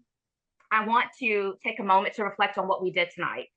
We explored trust versus control. And hopefully that resonated with you. We can't control what we can't control, but we can control our inner being. And we need to make sure that we're focused on that. We work through the emotional regulation formula: notice, name, neutralize, and navigate. We even practice grounding together. How can we ground ourselves when we are really triggered so that we can get focused? And here's the thing. As I mentioned before, what you experience is just a slice of what we do in this full boundless container of transformation. The truth is that this is the first one-to-many opportunity that I have embarked upon since I've been in my business for almost 9 years. And while I have exercised this type of program quite successfully in many different organizations that have invested in a group of women within their organization to go through this type of thing with great results, I haven't done it one-to-many. So this feels very, the responsibility feels greater, because many of you, if you say yes, you're going to be investing your own personal dollars. Now, could some of you go and maybe ask your employer for professional development budget? Perhaps you can. But I feel like the stakes are higher when we're talking to individuals. And I want to just honor and recognize that. What I will tell you is that I have case study after case study, different testimonials of the impact that this type of container of transformation has yielded for so many women. And I want that for you as well. In addition, I want to tell you that Boundless has been designed in this second phase of launch to include great level of flexibility. There are 3 different membership tiers and level that you can sign on to, and they all are for 12-year membership. But what I want you to know 12 months, 12 months. 12 months, 12 years. Did I say 12 year? Yes, 12 months. That's a long That would time. be a heck of a deal. Thank you. Thank you. Thank you for the correction there. I know Gail's like, what? But for 12 months membership experience. And each of these containers are going to take you through even more of the tools and the strategies and the mindset shifts and the learning that we have experienced just at a small level tonight. I will tell you that the premier level is where the greatest and deepest transformation and connection lives. And so I certainly encourage you to think about that. Now, let me give you the incentives because I want you to know what I am offering tonight and tonight only, simply to this community that has shown up for yourselves and for each other this evening. When you sign up for a membership for Boundless, you automatically get 2 months free. That is a savings of like $200 to $500, depending on which level that you sign up for. Why am I sharing this? Because you have the opportunity to go ahead and secure your 12-month membership, knowing that you're only paying for 10 months. That is a plus in and of itself. The other exclusive offerings that I want to make tonight, because I want this to be easy for you to say yes to. That's how much I want this for you. We're going to place some promo codes into the chat this evening, and there are 2. One of which is Boundless 50, and that is if you sign up tonight, you will get $50 off your first month of any tier when you choose the monthly payment option. The payment options are pay all up front, or you can pay monthly. So again, lots of flexibility there. There's even like a PayPal credit feature that allows you to be able to have greater flexibility if that's your situation and you need that. The other promo code is Boundless 100, and that gives you $100 off your first month of any tier when you choose annual payment and go ahead and satisfy that for the full year. So here's the thing. There are many of you tonight who are showing up because this is for you. There's some of you who are showing up because you were curious. Some of you really wanted to get the content that was going to set you on your way, and you're going to believe that that's going to be enough. I want whatever the situation is for you to be discerning about you. But what I also want to offer is that for those who sign up at the premier membership level this evening and you pay in full, you're going to be entered into a drawing where you will also receive a pay it forward membership that you can get to your mentee, maybe your colleague, maybe you have a daughter or a niece or someone in your life that you really feel like could gain value from this, and they're going to get this free. I'm going to choose one winner of all of those who sign up tonight by midnight. Now, while the membership is free, there will be just a one-time $100 commitment fee that will help to ensure the person gets activated. I believe in having skin in the game, right? But if you think about it, that is a value of roughly $2,500, $3,000. When you invest in you, the results are boundless. That's what I want you to walk away with this night. But those incentives are going to vanish tonight, 2 nights, the 27th of August at midnight. Those are special offerings just for tonight only. And so I want to make sure that you keep that in mind. Overall, some of you could be thinking, is this the right time, right? Maybe I'll just do this at the beginning of the year, right? New me, new year, all the things, right? And you could wait. But what I want you to know is that there's never going to be a right time. And I want you to trust that you are worthy of investing in yourselves. There's something to be said for that point. You are worthy of investing in yourself. So ask yourself this question. What is the cost of taking no action at all? Do I still continue to waddle in my control obsessive nature and my lack of fulfillment because I don't know how to control my emotions when things are changing all around me? Right? Because things are going to keep changing, y'all. One of the top sessions that I do for a lot of my clients right now is the future-proof leader, because what those organizations are saying is that our people do not know how to navigate change right now, and they need tools to be able to do that. So here's my truth. When I investigate things of this nature, as Mikki told you in the beginning, I am really inquisitive. I have lots of questions. I'm really going to study it. But I have never betted on myself with something of this nature and it not return to me 10 times fold. And so that is my commitment to you. And I want you to get this. I I am going to stay on another 30 minutes or so because I really want to be able to answer any questions you have specifically about Boundless. We're going to drop the link to the checkout page into the chat. And I'm going to make it easy for you. I want you to be able to make one click, decide what you want to do, decide how you're going to invest in yourself, how this is going to be transformative for you. And I want you to feel confident in your decision. Confident because you are your most important asset right now. You're needed by your family, your teammates, you're needed by this sisterhood, you are needed, right? And I want you to see this as a valuable investment in yourself. And so if I seem like I am moving with a sense of urgency, I am, because the kickoff is September 4th. Y'all, we're moving, we're launching. And I will let you know that the pricing as it exists right now is going to change at the end of this month. These are introductory prices because we're launching this type of model for the first time. And I want to honor those who are early adopters. And so honoring those who are early adopters, of course, it certainly requires some special incentives and perks. And so here are the 3 levels. Here's the early bird pricing. It ends August 31st. The prices go up, just so you'll know. I'm going to tell you right now, here's the proof. Beginning September 1st, the prices go up. We're talking about 12 months of this container of so many different touch points, like that wheel that I showed you a moment ago. And here it is again, that you're going to receive. And although emotional regulation is kind of an undercurrent of all that we do, we're always going to come back to this as our center. I want you to know that the topics in the monthly master classes and through some of the group coaching sessions and other resources and materials, they're going to span across so many different areas that are of relevance to women of color in the workplace right now, especially Black women. And so it's been very specially curated to make sure that it is useful for you. So don't delay. Again, the link is in the chat. I hope that you will see this as your call to accept and walk into the relief that you deserve and that you've been waiting for. So Mikki, I think they're ready for the free gifts. So we're going to go ahead and place into the chat the free gifts. I hope that this will be useful for you. A lot of effort went into creating these tools. Again, this is an emotional regulation self-assessment tool for you to be able to determine when are you regulated or dysregulated, and then some emotional regulation habits that you can start implementing into your routine practices right now, immediately. That was my commitment to you, is that you will walk away with something that you would be able to use immediately. And I am making good on that just simply for you showing up and being a part of tonight's conversation. I see you. I value you. I believe in you. I believe in us. And we have to protect the full turf. And part of doing that is being our sister's keeper, being in community and connectedness with each other, and being whole so that we can contribute to the level in which we want to be able to also give out and support someone else. That's what it's about. So with that, Mikki, any final words before I close this out with the final quick rally cry video?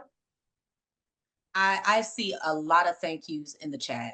And I just want to say that there is no better person to come into this container with than Dr. Nika, because her standard for herself and is so superior. It is so high that the value you're going to get from being under her tutelage is just priceless. So if you're on the fence about taking the chance or taking the leap, jump, and you can personally come to me if it is not what you thought, but you are going to be absolutely blown away by what she's put into this program. And thank you for having me so much. It's my pleasure and my honor to support you in this way. So thank you for allowing me to witness your genius. Y'all show some love for Mikki Bey for being here as my cheerleader, my reinforcer, my friend. Yeah, I'm sharing my personal coach with y'all. Y'all know that that means I really want y'all to get this if I'm gonna bring out the reinforcer. So yes, okay. So the hour is late. I want to leave you with this. Again, I will stay on for an extra 30 minutes. For those who have questions, I want to be sure I take those, but I want to leave you with this really important rally cry that I hope will be inspiring as you close out your evening. We are boundless. We rise with emotional power, regulation to stay steady, resilience to bounce back, authority to lead with presence. We claim joy. We claim rest. We claim prosperity. We claim relief. We claim belonging. Because when one of us anchors her power, we all rise. We are not defined by burnout, bias, or barriers. We are defined by brilliance, balance, and boldness. We are a force.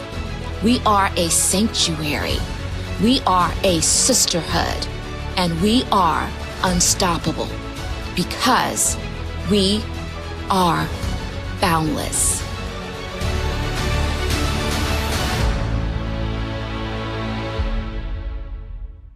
Woo! Thank you all again for showing up. If you have to drop off, I so appreciate you. I will be in touch. Look forward to hearing from you. And I hope that you will become a part of our Boundless community. Thank you so much. I'm just going to hang out for a little bit. I think you're here, Mikki, for at least maybe 10 minutes or so. Yeah, I'll hang out for a little bit. Okay, awesome. Thank you, everyone. Awesome. Yeah, thanks. If you have questions, this is now just going to be about questions. So if there are questions, you can either put them in the chat or just go ahead and come off of mute and tell us your questions. And it could be questions about Boundless. It could be questions about the content that we presented tonight as well. I want to make sure that if there's some curiosities that are bubbling up for you that you feel like you need greater clarity on, let's address those as well. We're here for you.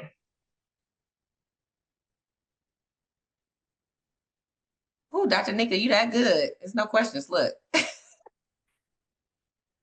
I need to catch up on the chat. Let's see. Oh, the link. Oh, perfect. Just did it. Okay, perfect. Yep, the link's back out there. This is directly to the checkout page, but you can always go to the main landing page, which is just boundless.nikawhite.com if you need a bit more information. But the link is here. So I don't always get to see the chat when I am sharing my screen. And so the fact that I'm looking through the chat right now and you did well. I'm looking at the Boundless first name. I love that you all kind of got into the embodiment of Boundless. Thank you. Absolutely. I want to give a shout out to the Boundless woman in my background. She's become like my icon for Boundless. When I look at her, that's what I think. But Timothy Cunningham did that. He commissioned that for me, and I have it hanging on my wall. And so I just incorporated it into so much of this Boundless journey. So welcome in, y'all. This is Boundless. Dr. Nika, yeah. There was a question earlier. It was in regards to your framework. And the question was, what are some examples of like how to neutralize? Oh, so this is the emotional regulation framework. So when you neutralize, when information is coming to us, we decide whether or not it's good or bad or neutral. But most often we input an infer meaning into it. And we automatically sometimes, especially if we're like a negative Nancy, we'll go to the negativity side of it, thinking the worst case scenario. It's just neutral, it's information, right? And that is actually how our emotions come to us as well. When we start to feel, we are human beings, we should feel. That is a sign. It is nothing more than just a message that is saying, pause, stop, pay attention, see what's happening in your nervous system. And then ask yourself, what is this? Is this true? Is there some validity to it? Why am I feeling this way? Once you know why, then you can respond in a way because you really can realize where it's coming from. Sometimes those are just stories that people have told about you, but you need to then, in that moment of pause, ask yourself, what is the story that I tell about myself, right? What is the story that I am believing? And so neutralizing means don't try to infer meaning into something to make it what it's not. It is just simply being delivered to you to help you pause and take stock of what's going on in your body, in your inner environment. Can I add to that as well? Yes. Oh my gosh, of course, Mikki. Yeah, so I always say you want to get back to neutral. So before I make any decisions, I don't want to do it from a dysregulated place. So the idea is that I'm asking myself the question, am I neutral? Because if I'm not neutral, then I'm positive Pop-Off Patty is going to make an appearance. And so what we want to do is start getting ourselves, first of all, you have to know what your neutral is. So you're assessing when you are at kind of your middle ground. And this is where your brain comes back online, because when you are in fight or flight, your prefrontal cortex actually shuts down, and that's where your executive function is. So you can't even make a good decision when you are in fight or flight. So it's imperative that you soothe yourself. I always say you want to have like a toolkit, and have things that you can do healthily to bring you back into regulation before you engage. And sometimes no response is the response that's needed. So don't be afraid to not give an answer to a question. If you cannot get to neutral at that time, you can always say, oh, thank you so much. I'll get back to you in 24 hours or whatever that is. So just try to think of yourself as getting back to the middle. And that's when you know you're winning, when you are able to receive that and just be like, okay, thank you for telling me. And you're so unbothered, right? Yeah. They want us bothered, right? Oftentimes that's what they're looking for. They want us bothered and off our game. And so get back to your neutral self. Any other questions about Boundless or emotional regulation? We still got a good group of people on, so I know there's got to be something. But y'all still here for a reason. Either y'all have you're waiting for somebody to ask your question. Come on, don't be scared.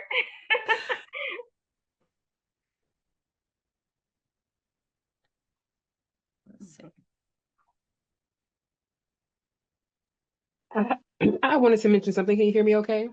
Yes, we can. Okay, so in the talk you mentioned something about one of the signs of like when you're not regulated or dysregulation, and you mentioned it being about time, like time management. I am witnessing that right now. And in the past I was very organized. I had planners and everything, but I have a new role and it has like taken me off my kilter.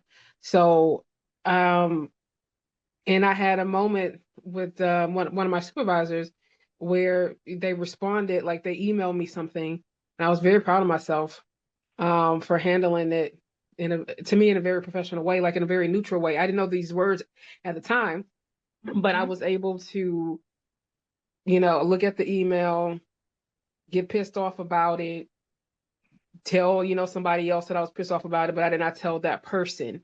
Then I was able to handle send the person an email in a very professional manner.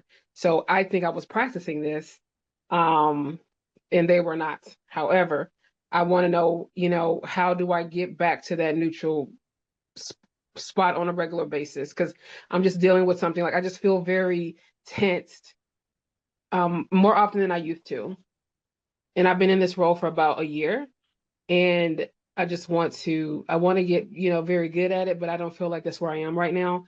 And I'm dealing with dysregulation. So what are some tips to help me to move up from this space?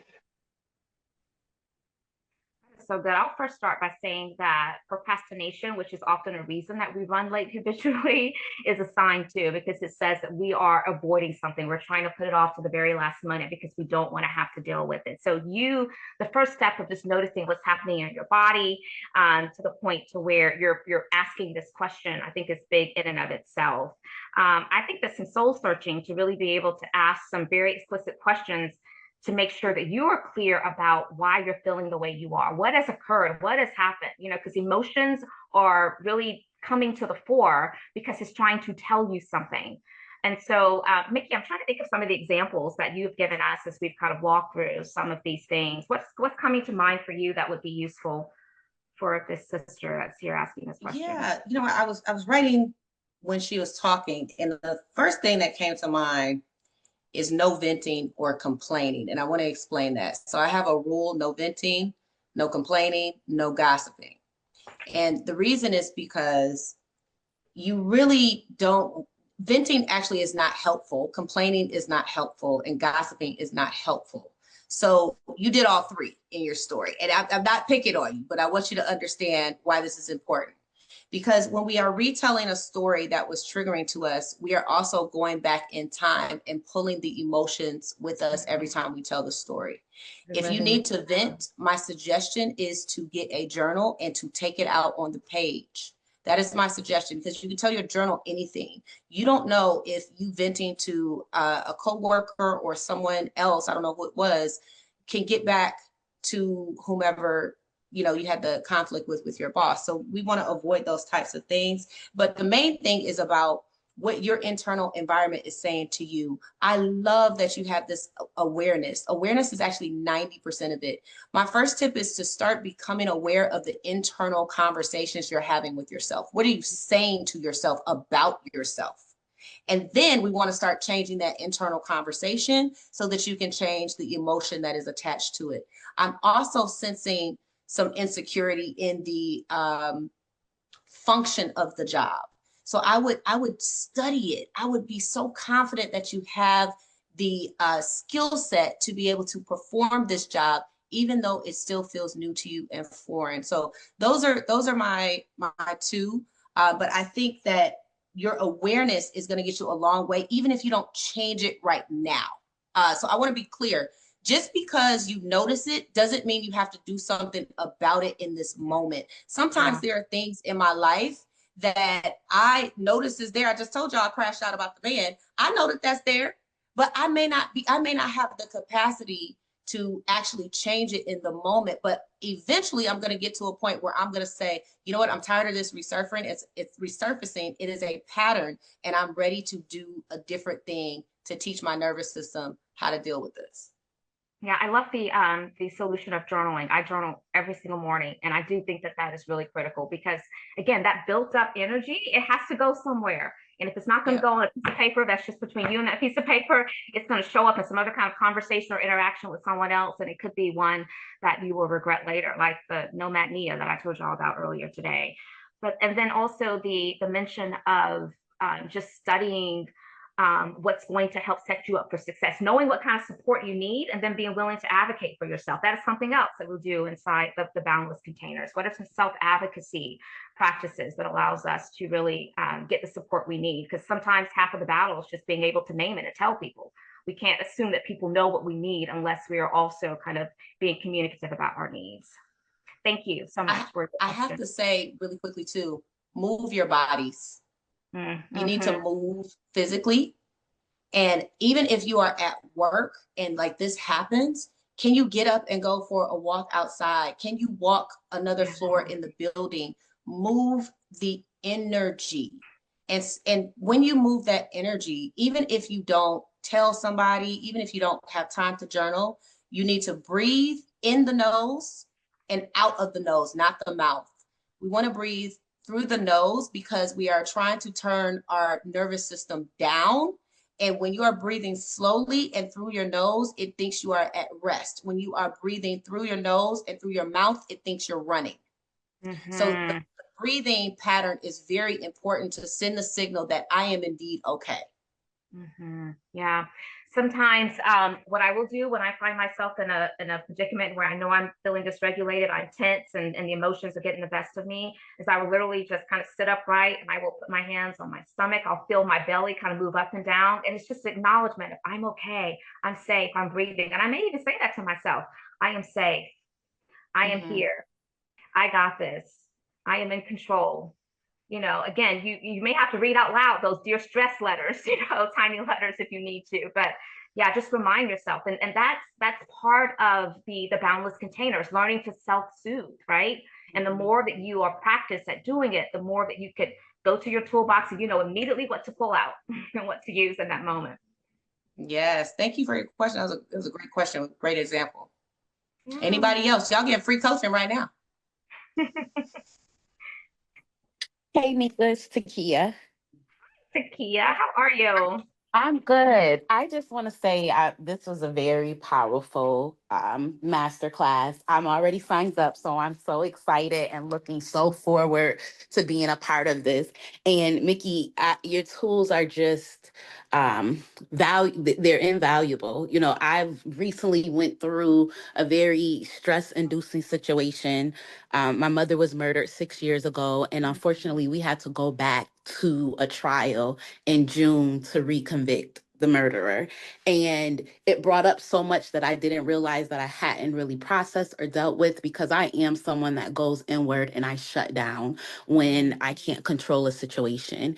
And something that really resonated with me is when you talked about the 2 days that you were in this darkness and receiving your book and the gift that you can receive through darkness. And I think this is just perfect timing for me to be a part of this community because I'm dealing with it in a much bigger way that I didn't realize after going through this trial and seeing some things that I wish I never seen or heard or you know learned. And it is affecting and impacting the way that I am processing, and I'm realizing it's inwardly. You know, if I'm at work, no one could tell that anything is going on, but there is certainly a war that's happening inside that I definitely need support with regulating. Oh my gosh, Takia, thank you. Thank you for sharing that very vulnerable story. And I'm so glad that you were able to take from that tip. I want to add on to that, if I may. You know, we are all going to experience grief, and it may be a mother, it may be a spouse, it may be a child, God forbid, it could be anyone. I want to ground us all in, and this is not to be insensitive or trite, but I want to ground all of us in. We have a birth date and a death date, every single one of us. And we are generally spending our lives wasting it on just avoidance of feeling when that is the actual experience of being human. I want to say one note of grief about grief, because I think this is something that is so hard to deal with. And you know, Takia, you mentioned nobody at work would know you're going through this. This is probably the biggest thing that may ever happen to you, right? And no one is aware of it. And that's difficult, because that means we're masking all day, and that is exhausting. And so one of the reasons what Dr. Nika is putting together, she had been doing this for corporations, right? But one of the reasons Boundless is important is for exactly that, because there has to be a like a flip of the lid of the pressure cooker at some point. And if you have to hold it in for 8 hours a day, you know, 5 days a week, that does take its toll. So when we think about grief, and I have lost so many people in my life, including both of my parents, but before I was 32, both of my parents were deceased. So I have an intimate, beautiful, hear me when I say this, beautiful relationship with death, as understanding it as a part of life. Everything has an equal and opposite. So in order for us to live, there must also be death. And looking at that as just a transfer of energy. So when people pass away, they are actually just moving at a faster energy pace than what we are, because we're in a very dense environment, 3D environment. So just want to kind of put that out there to everyone as a different way that we can look at grief, and know that in grief, there are also gifts. There is nothing that you will go through that will not bring you gifts. And you have to know that, even in the darkest moment. So thank you, Takia. That is so good. That is so good. Anyone else have any other questions? I gotta go put a 6-year-old to bed, so I'm gonna You skedaddle. gotta put Easton to bed. Yes, night. I do. Well, thank you all. I know you're in great hands. Dr. Nika is going to, close up here, but thank you for having me, and hopefully you let me come guest star in Boundless one day. I just invited myself, but all right. See you soon. Thank you. Always. Thank you, Nikki. Thank you, Nikki. Bye-bye. Okay, so there's about 15 of you that's still hanging on, and I'm curious why. And so let me know if you're just seeing if you have FOMO and just don't want to miss anything, or if there's some more questions that are kind of percolating for you. I certainly want to make sure that I can be a resource to you tonight.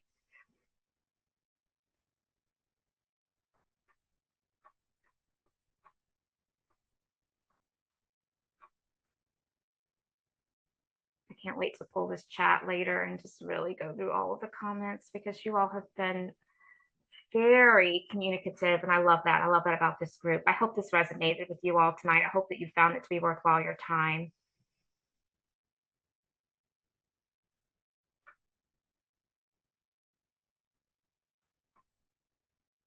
No, good night, Takia. Thank you so much for sharing your story again. I appreciate that.